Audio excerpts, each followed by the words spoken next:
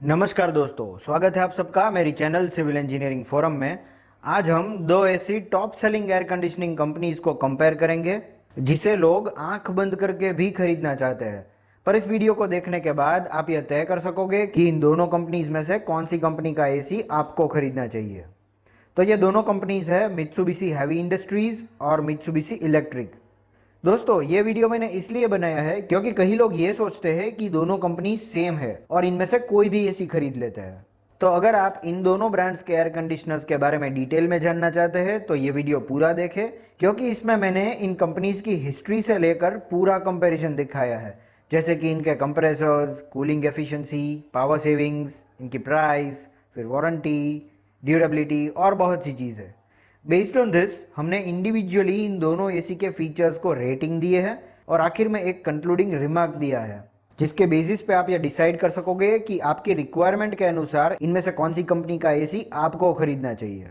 सबसे पहले तो हम मित्सुबिशी की थोड़ी हिस्ट्री जान लेते हैं। तो बेसिकली ये ईयर 1870 में एक जापानीज फाउंडर ने मित्सुबिशी के नाम से एक शिपिंग कंपनी स्टार्ट की थी।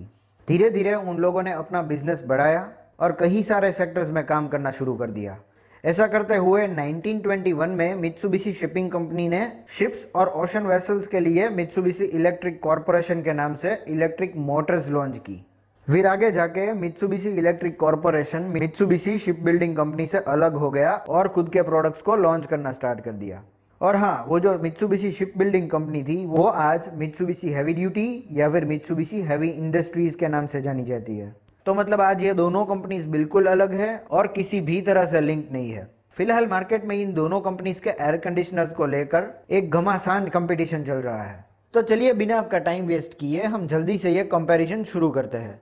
सबसे पहले हम बात करेंगे एसी के ड्यूरेबिलिटी की, मतलब ये कितने टिकते हैं बेस्ड ऑन क्वालिटी। तो क्वालिटी के मामले में ये दोनों कंपनीज बेहतरीन है। एक बार आपने इन दोनों में से कोई भी कंपनी का एसी इंस्टॉल कर दिया तो फिर आपको 15 साल तक अपने एसी को लेकर निश्चिंत हो जाना है, मतलब इसकी लाइफ काफ़ी बढ़िया है। मित्सुबिशी हैवी इंडस्ट्रीज या फिर मित्सुबिशी हैवी ड्यूटी की बात करें तो हैवी ड्यूटी का मतलब ही ये है कि इसमें जो पार्ट्स इस्तेमाल किए गए हैं, जो भी मटेरियल इस्तेमाल किया गया है वो बेहतरीन क्वालिटी का है और इस मामले में कोई और कंपनी इसे बीट नहीं कर सकती। इस वजह से मैंने मित्सुबिशी हैवी इंडस्ट्रीज़ को दिए हैं 10 आउट ऑफ 10 पॉइंट्स और मित्सुबिशी इलेक्ट्रिक को 9 आउट ऑफ 10 पॉइंट्स।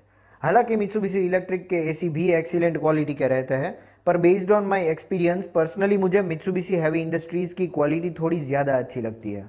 नेक्स्ट हम बात करेंगे इनके कंप्रेसर्स की। वैसे तो इन दोनों कंपनीज के इन्वर्टर एसीज में ड्यूअल रोटरी टाइप वाले कंप्रेसर्स मिल जाते हैं, पर एमएचआई में जो नाम है इसका वो है डीसी पाम इन्वर्टर कंप्रेसर और मित्सुबिशी इलेक्ट्रिक अपने खुद के डिज़ाइन करे पोकी पोकी मोटर वाले कंप्रेसर इस्तेमाल करते हैं। अगर आप थोड़ा सर्च करोगे तो यह जान जाओगे कि टेक्निकली इन दोनों का वर्किंग सेम है। दोनों की एफिशिएंसी बढ़िया मिल जाती है स्मूथ ऑपरेशंस के साथ, इसलिए यहाँ पे इन दोनों को मिल जाता है 10 आउट ऑफ 10 पॉइंट्स।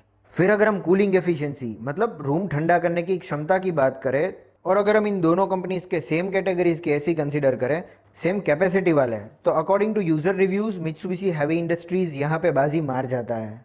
इसकी कूलिंग एफिशिएंसी फ्लॉलेस है, इसको मैं रेट करूँगा 10 आउट ऑफ 10। पर अगर हम बाकी सेम कैटेगरीज कंपनी के साथ कंपेयर करें तो दोस्तों मित्सुबिशी इलेक्ट्रिक भी कुछ कम नहीं है, इसके रिव्यूज भी बहुत अच्छे हैं, तो इसे मिल जाता है 9 आउट ऑफ 10 पॉइंट्स। नेक्स्ट हम बात करेंगे इनकी एयर फ्लो एफिशिएंसी की। तो बेस्ड ऑन कैपेसिटी मतलब कितने टन का एसी है, इसके आधार पर एमएचआई के एसी 12 से 20 मीटर की दूरी तक हवा को फोर्स के साथ फेंक सकते हैं, जहां पे मित्सुबिशी इलेक्ट्रिक की रेंज 9 से 14 मीटर तक है।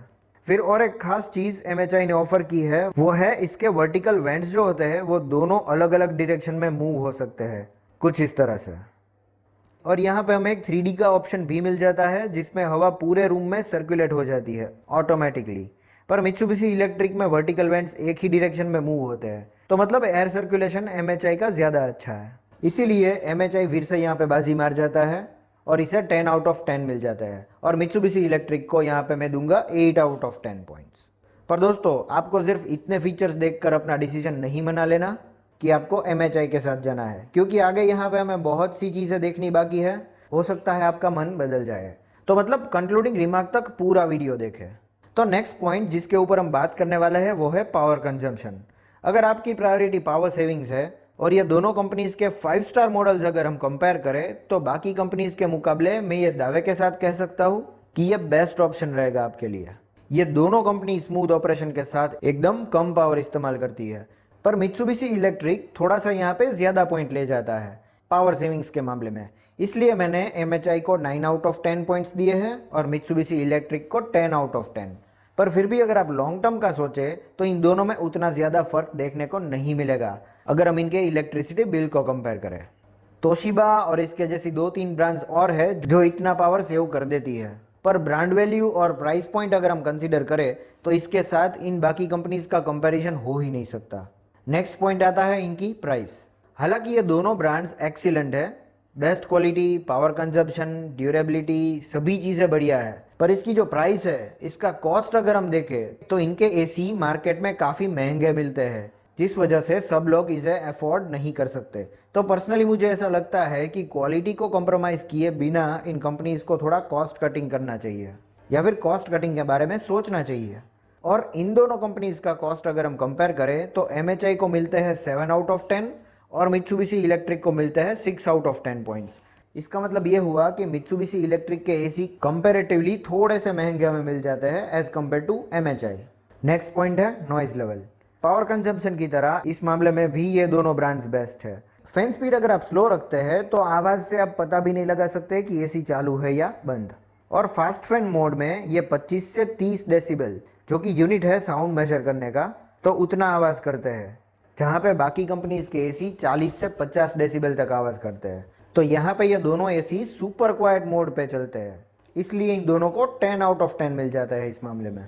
नेक्स्ट एक बहुत सिग्निफिकेंट पॉइंट आता है जहाँ पे मित्सुबिशी इलेक्ट्रिक बाजी मार जाता है, ये है क्लीनिंग एंड सर्विसिंग ऑपरेशन।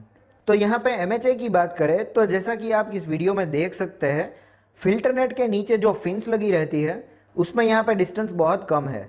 इससे क्या होता है कि इस तरह से सब कचरा और डस्ट पार्टिकल्स फंस जाता है यहाँ पे, और इसे फ्रीक्वेंटली साफ करना पड़ता है, या तो खुद से या टेक्नीशियन से सर्विस करवाना पड़ता है, क्योंकि अगर इसे क्लीन नहीं किया तो इसकी एफिशिएंसी एकदम कम हो जाती है और ये पावर तो पूरा ही लेगा।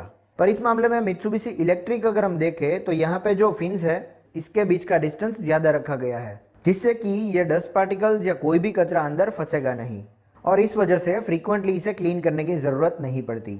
साल में आप इसे एक बार सर्विस कराते हैं तो आपको 15 साल तक कोई दिक्कत नहीं होगी। मतलब ये मित्सुबिशी इलेक्ट्रिक एयर कंडीशनर की मैं बात कर रहा हूँ। तो इसीलिए MHI को मिल जाता है यहाँ पे 7 आउट ऑफ 10 पॉइंट्स और मित्सुबिशी इलेक्ट्रिक को 10 आउट ऑफ 10। फिर और एक चीज़ जिसमें मित्सुबिशी इलेक्ट्रिक बीट कर जाता है MHI को, वो है इसके इंडोर यूनिट में इवोपरेटर पाइप्स में हमें एक एपोक्सी कोटिंग मिल जाता है। इससे क्या है कि इस पे जंग लगने के चांसेस कम हो जाते हैं और लीकेजेस वगैरह देखने को नहीं मिलता। पर MHI में कोई कोटिंग नहीं मिलता और कई बार जंग लगने की वजह से गैस लीकेज की कंप्लेंट्स यूजर्स से आती रहती है। तो इसलिए यहाँ पे MHI को मिलते हैं 7 आउट ऑफ 10 और मित्सुबिशी इलेक्ट्रिक को फिर से 10 आउट ऑफ 10 मिल जाता है यहाँ पे। फिर हम बात करेंगे इनकी वारंटी के बारे में।